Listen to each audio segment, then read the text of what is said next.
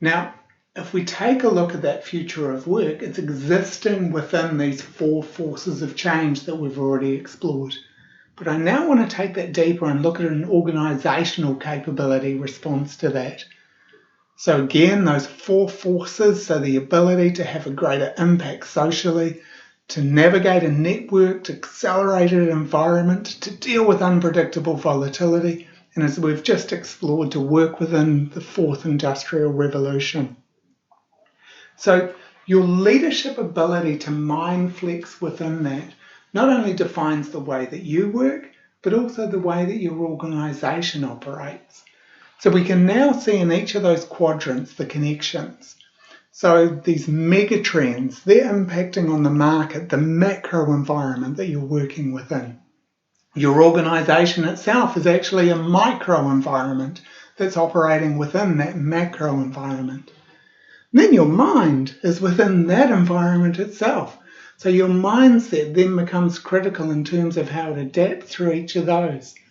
And your leadership mindset directly impacts on your team and the skills that they develop, all operating within that environment.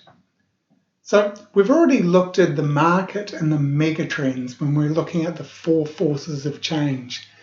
Now if we look in more detail at what the organisation itself, the capabilities it needs to develop, well, there's again a matching response to each of those. So we've known for a long time the importance of being customer-centric. But it's not just about putting the customer in the middle of a nice diagram to say that they're at the centre. You actually have to profit purposefully. So say not just profit for profit's sake, but what are we here to do? And how does it help the world? How does it help others to profit and to move forward? Then if we look at an organisation needing to deal with this unpredictable volatility, well, that's why there's so much focus on being agile. But agile is a real risk that it's just pivoting and changing and responding, rolling with the forces. So actually those shifts and changes need to be sustainably adaptive. So it's not just about responding with agility, it's responding with adaptability. How do you do that? Well, part of that is that ability to network and connect with others to deal with that fast-moving change. So it's not enough just to say we want to be innovative. You have to be really collaboratively creative to go beyond your usual boundaries. And then as we've just explored, it's not just about the digital as an organisational capability.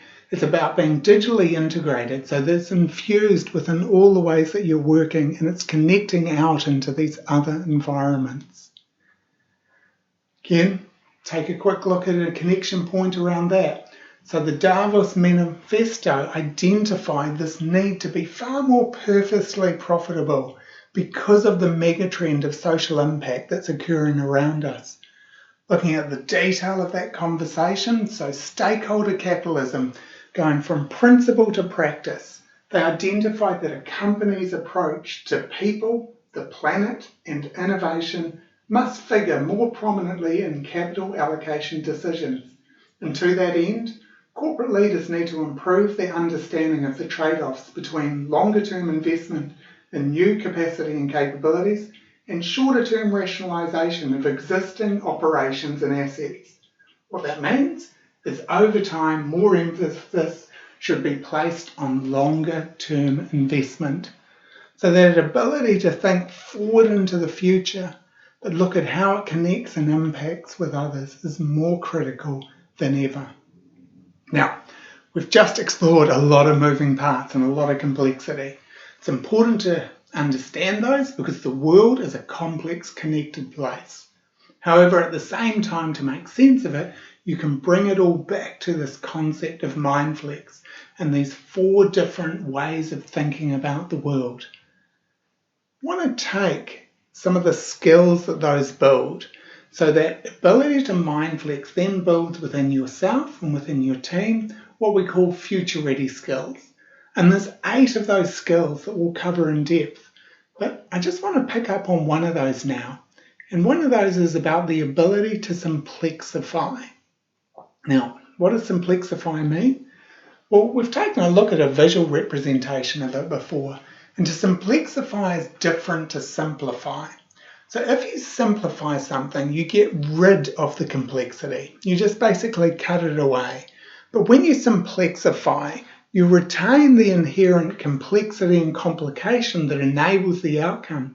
But for the people using it, the people accessing it, you make the interface, the way of accessing it, far simpler.